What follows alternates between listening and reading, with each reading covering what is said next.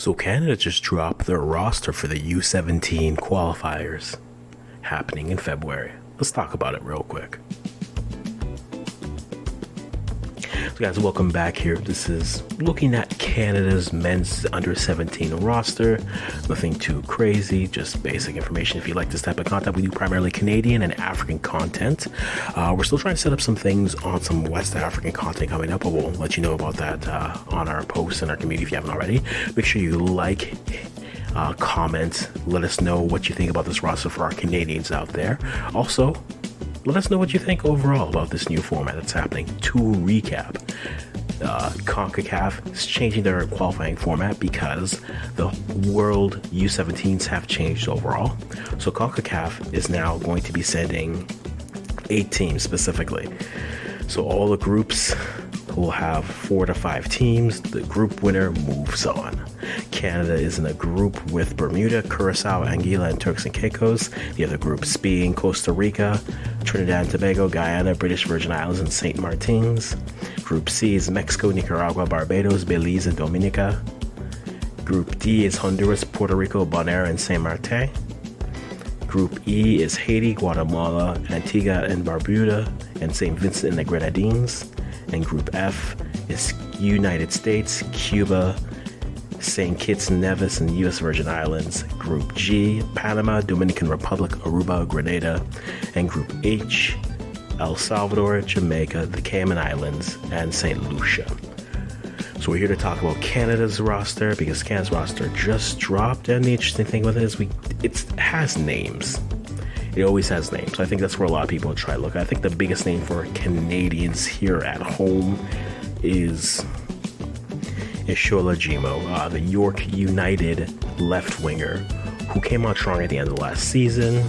Is probably the name that most players, most common followers of Canadian football will recognize, especially if you follow the CBL. But let's go through this roster overall. And guys, if any of you are watching this, I beg forgiveness if I butcher your names. I am sorry, but we're gonna make it through here. All right. So Dominic, Milo Beamers, Richard Chukwu, Stephen Kapoor, Elijah Morok, Clovis Archange, Sahil Dio, Sergei Kulkowski, Kai Juba Williams, Dylan Judilson, Tim Fortier, Isaac Tortola, Kevin Kahn, Aiden Evans, Yuma Tsuji, Aguila Sadek, Shola Jimo, Maris Ayanero, Andre Ali Gaye Persad, Owen Graham Roach. Now, you see an interesting breakdown of players. You have a few players come from TFC, his academy, more than 5. You have a few coming from the Whitecaps Academy, a few coming from CF Montreal. I think the names who aren't in your MLS academies are always going to raise your eyebrows, right? You have Clovis Archange, who's come from Orlando City. A good shout there. You have Isaac Tortola coming from the Columbus Crew, which is always good. And then you also have Marius Ayanero coming from the LAFC.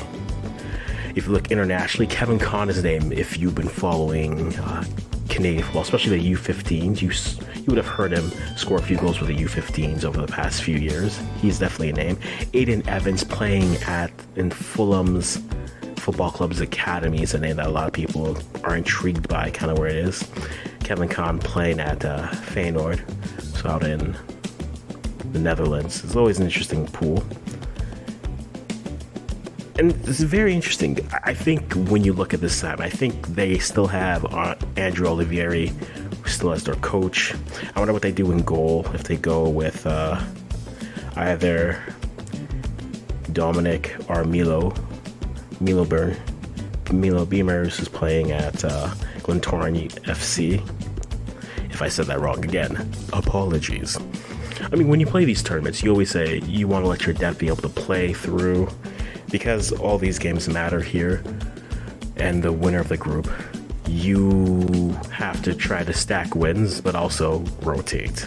I think at this U17 level, not to say that the levels are a little bit closer, you don't have as many players playing in professional ranks, so you don't necessarily want to rely on them, but get the ball on the pitch, play a style that accentuates your strengths, and then go out and get the job done. I think for Canada, they start their first matchup on February the 9th, and they're playing every other day till the 16th. So from a Canadian perspective, just stack wins and then go from there. I don't think any of these teams are necessarily walkovers. It's a U17. You're going to find good. Bermuda is the host for this, so you are going to find a very competitive game through, but I think Canada has the talent to get through here.